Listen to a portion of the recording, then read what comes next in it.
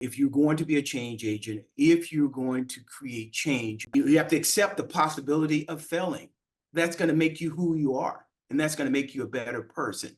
You learn more from failures than you do your successes.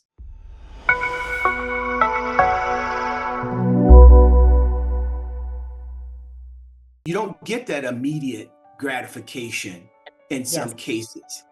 The time that you put in today, you may not see the result into the future, but you have to be patient. You're not taking the journey of life unless you get used to failing as much as succeeding. And like you said, failing, the failures of life is where you learn.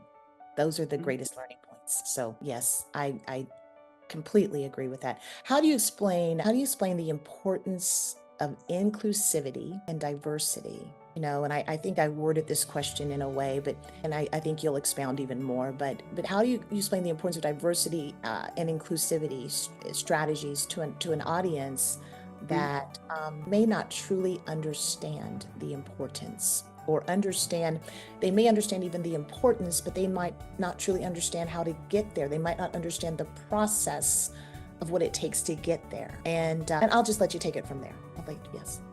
Yeah, yeah. I'll answer the question from terms of the workplace or corporate America, and Mhm. I'll start by saying, don't be afraid to hire the best and the brightest. If you do that, your team will be diverse, first of all.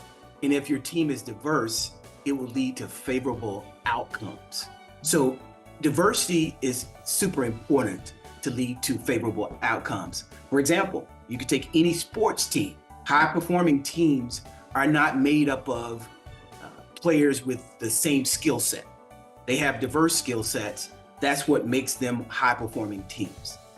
And inclusion and diversity always matters if you want to be the best. Let me ask you sort of a question on that. When you talk about diversity, what is the process of you said you always hire the best and the brightest, and yes, but those that may feel that there is a threat in hiring diversity, how do you handle that? How do you communicate that truly it's a win-win for everyone and not a threat and nothing to be fearful of? Well, I mean, you have to show people by example. I've had a long career. I've done it at every stop. And yes, I only hire the best and the brightest. And if you're looking for the best and brightest, it's going to be diverse. That could be gender diversity, ethnic diversity, you name it. If you have a diverse team, it's going to be a high performing team. So you have to show people by example. Absolutely. There was another definition given to me by one of my guests as well, which I think you're hitting on as well. Ron Parker said that's where your innovation, your creativity comes from.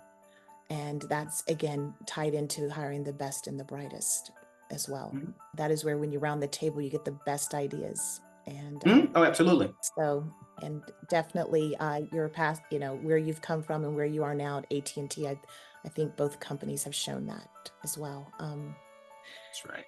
Uh, what strategies have you used to drive change management initiatives, Michael, and why do you believe they have worked? And then let me go on the flip side. Um, for those, when did you have to take a pivotal change for those that did not work, and how did you do that? How did you overcome that, and how did you lead an organization to overcome that? Well, it starts with the who for me, not the how. It's who you're bringing on your team. If you're building an effective leadership team, it starts with the people, and the people can help you with the strategy to drive any change you need for your organization or for your company, whether it's financial, operational, or technical. It always starts with the people. Why does this work? I make the team a part of the solution. I ensure that all voices are heard.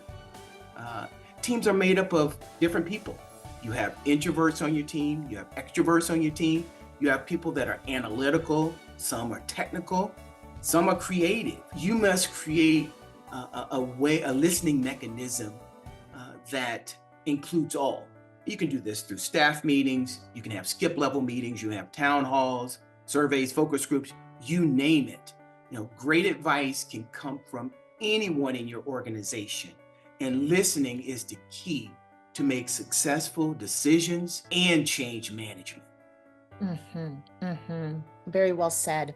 When you talk about teams and being valued and being heard, feeling valued rather, and being heard around the table, making sure that everyone's ideas are coming to the table. Because, like you said, you have introverts, extroverts, analytical people, those who are extremely, expressive. Um, that also ties back into me and understanding your diverse table as well, and making sure as a leader that you are bringing everyone's thoughts to the table. Do you have any more thoughts about that as well? How do you make sure that everyone feels valued and heard around a table in a room, and in a room that maybe not everyone may look like you, right? You may be one that does not look like the majority in the room. How do you handle that, or how do you coach to that within your organization? You have to meet them where they are. People are different. Some people are very vocal publicly, some are not. You have to give them the opportunity to share feedback with you, whether it's in a meeting or it's a one-on-one with you or somebody from your team. So you have to create opportunities for everyone to share their opinion. I would agree. I would agree. Well, let me ask you this. Where in your career could you have compromised, Michael, that you chose not to? Just an example, don't have to give a lot of detail, but just an example, and sort of send us through your thinking and your process and your mindset behind that. And specifically, when I ask this question, I'm thinking of our next generation. I'm thinking of our emerging talent and emerging leaders out there. It's good for them to know that everyone is faced with that, but the decision you make is what counts, especially coming from a leader like yourself. Yeah, for me, I'm going to bring my authentic self to work. Now, I do not compromise there, especially at this stage of my career. But I must admit that has not always been the case.